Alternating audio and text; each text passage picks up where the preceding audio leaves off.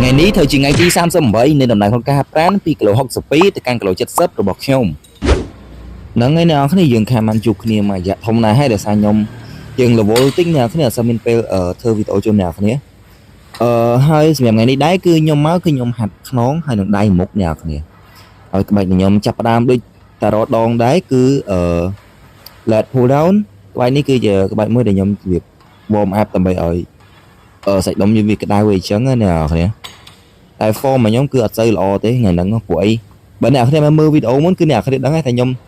ហាត់ពុនខ្មែរខ្ញុំសងគ្នាអីហើយបានខ្ញុំមកហាត់ជាមួយចឹងទៅកម្លាំងក៏វាអស់តាមហ្នឹងដែរហើយខ្ញុំក៏មកជួយមិត្តភក្តិខ្ញុំវាលេងទ្រូងអញ្ចឹងក៏មកជួយវាតិចឲ្យវារបៀបជួយលើកជួយអីវាអញ្ចឹងណាអ្នកគ្នាយើងជួយគ្នាទៅវិញទៅមក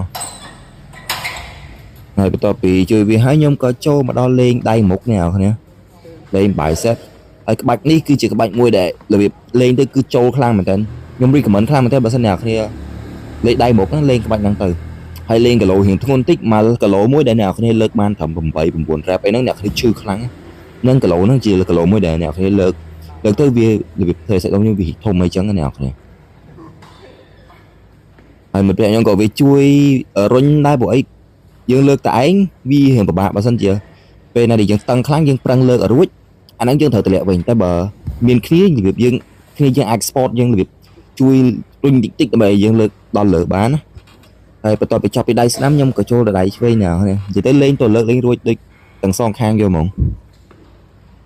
ហើយសម្រាប់ក្បាច់នេះគឺខ្ញុំលេងដូចជាខ្ទង់4 set ព្រោះកម្លាំងខ្ញុំក៏ថ្ងៃហ្នឹងនិយាយមែនកម្លាំងថ្ងៃហ្នឹងគឺកម្លាំងនឹងកម្លាំងណាកម្លាំងអស់លេងឯងព្រោះទៅហាត់សងគ្នាហាត់វាយគ្នាលេងឡើងដូចជាចង់1 ម៉ោងកន្លះបន្ទាប់ពីហាត់ចប់បានចោះមកហាត់សាច់ដុំអញ្ចឹងទៅអស់កម្លាំងលេងហ្មងហើយបន្ទាប់ពីខ្ញុំលេងបាយអាហ្នឹងគេហៅគេអ្នកគ្នា incline bicycle មែនឬមិនបន្ទាប់ពីចប់អាហ្នឹងបានខ្ញុំចូលមកhammer curl ខ្ញុំលេងជាមួយនឹងម៉ាស៊ីនព្រោះខ្ញុំលេងមួយម៉ាស៊ីនចេះមានអារម្មណ៍វារៀងចូលខ្លាំងជាងអ្នកគ្នាហើយសម្រាប់ form អ្នកគ្នាមើលបានវាមិនសូវស្អាតហ្មងនេះគាត់ថាវាគួរសមលេងអញ្ចឹងទៅវារៀងចូលហើយបន្ទាប់ពីហ្នឹងខ្ញុំក៏ចូលដល់ខ្នងក្រោយអ្នកគ្នាតែអ្នកគ្នាអាក្បាច់នេះខ្ញុំអត់ស្គាល់ក្បាច់អីទេតែអ្នកគ្នាមិនមើល form ខ្ញុំទេ form គឺអត់បាន control weight អត់បាន control អីទេគឺអាពេលហ្នឹងគឺអស់កម្លាំងមកទៅហឹងអញ្ចឹងទៅចេះទៅសិនឲ្យតែបានតែអ្នកគ្នាបើសិនអ្នកគ្នាហាត់ក្បាច់ហ្នឹងគឺអ្នកគ្នាជា control គីឡូហ្នឹងពេលអ្នកគ្នាទាញមកហើយពេលអ្នកគ្នាតម្លាក់ទៅវិញហ្នឹងគឺយើងទាញយឺតហើយយើងតម្លាក់ទៅវិញមួយរបៀបយើង hold គីឡូហ្នឹងរៀងរបៀបយើង control វាអ្នកគ្នាកុំធ្វើដូចខ្ញុំហើយសម្រាប់ការហាត់ថ្ងៃហ្នឹងក៏មានប៉ុណ្ណឹងអ្នកគ្នាគឺហាត់តិចតួចដែរទេព្រោះកម្លាំងវាអស់អ្នកគ្នាខ្ញុំលេង bicep បាន2ហើយលេងខ្នងដូចជាបាន3ហើយការហាត់ក៏មានប៉ុណ្ណឹងអ្នកគ្នា